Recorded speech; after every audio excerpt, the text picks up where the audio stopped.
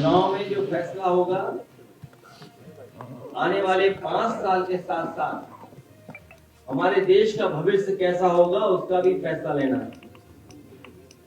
जहां दिल्ली की सरकार, उत्तर प्रदेश की सरकार लगातार बड़े बड़े सपने दिखा रही है,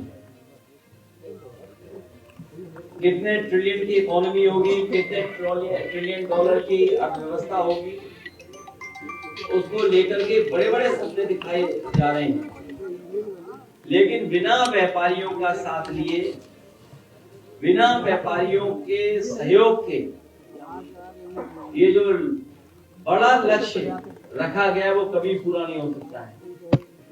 और जो फैसले सरकार ने लिए हैं वो व्यापारियों से व्यापार छीनने के फैसले लिए हैं।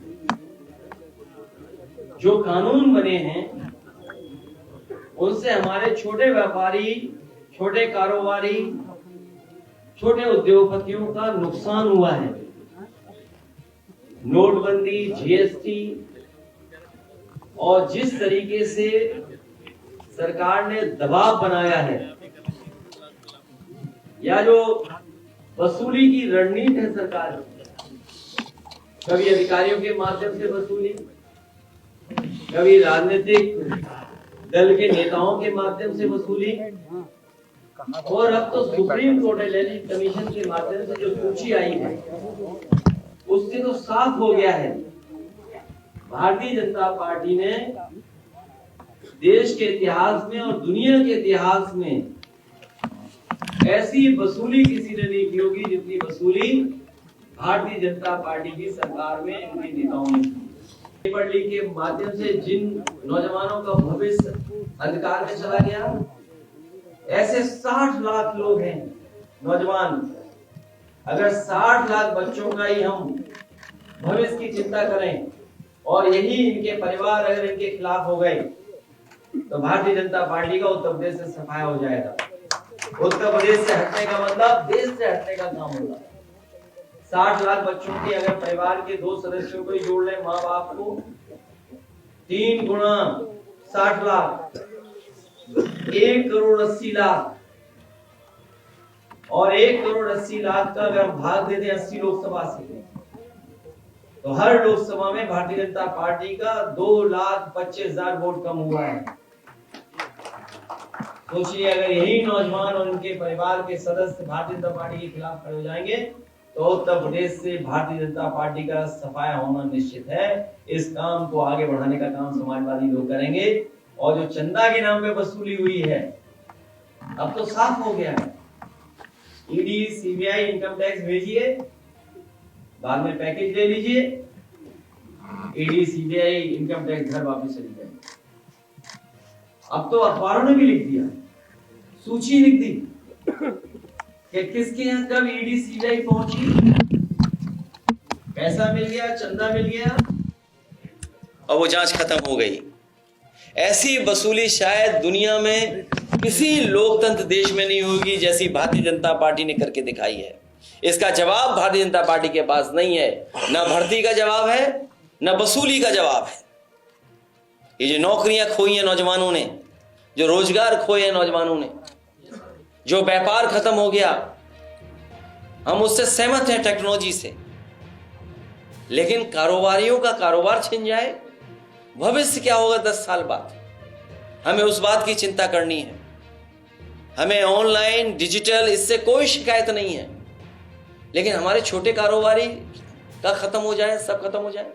आप बड़े बड़े उद्योगपतियों का तो पैसा माफ कर रहे हैं, 15 लाख करोड़ रुपए माफ किया आपने, लेकिन अगर हमारा छोटा व्यापारी, छोटा कारोबारी अगर 10 लाख का भी लोन लेना चाहे तो क्या फ्री इंटरेस्ट के साथ है, क्या बिना कर्ज के साथ है क्या कोई? आप 15 लाख करोड़ तो माफ कर रहे हैं, लेकिन छोटे कारोबारियों के लिए क्या सुविधा है आपके पास?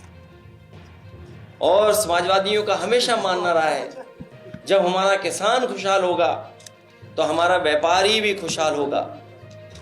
समाजवादी लोग उसी दिशा में काम कर करके अपने किसान को खुशहाल करेंगे और व्यापारियों को सुरक्षा और सम्मान दिलाने का काम समाजवादी लोग करेंगे। आयोग पर तो भरोसा है, लेकिन बीजेपी पर भरोसा नहीं है, क्योंकि बीजेपी, आप बात समझिए, भारतीय जनता पार्टी संस्थाओं को कमजोर कर रही है। भारतीय जनता पार्टी संस्थाओं को इस्तेमाल कर रही है। संस्थाओं के माध्यम से जो अन्याय हो सकता है वो करा रही है। किसी भी सरकार की जिम्मेदारी बनती है कि संस्था कमजोर ना हो।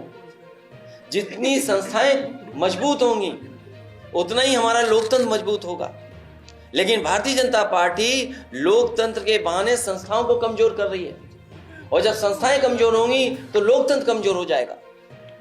आप देखिए, समाजवादियों ने 18,000 ऐसे लोग जो डिलीट कर दिए गए थे, डिलीटेड सूची में डाल दिया था उनका वोट, एफिडेविट के साथ दिया कि हाँ वो जिंदा है, उन्होंने वोट डाला था। इलेक्शन कमीशन ने एक भी आरोप पे कार्रवाई नहीं की, एक भी चुनाव में जो अधिकारी जिम्मेदार होते हैं उन पे कार्रवाई नहीं की। और बहुत सारे ऐसे अधिकारी हैं जिनकी सूची पार्टी समय समय पे दे रही है। केवल एक अधिकारी के हटने से कोई परिवर्तन नहीं आएगा।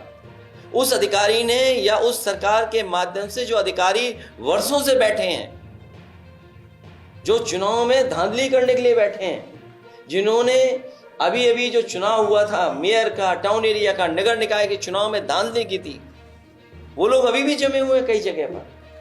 उन्हें प्रैक्टिस हो गई है कि कैसे बेईमानी करनी है, उन्हें प्रैक्टिस है कैसे दबाव बनाना है। इसीलिए मैंने कहा कि संस्था कमजोर होगी तो लोकतंत्र कमजोर होगा।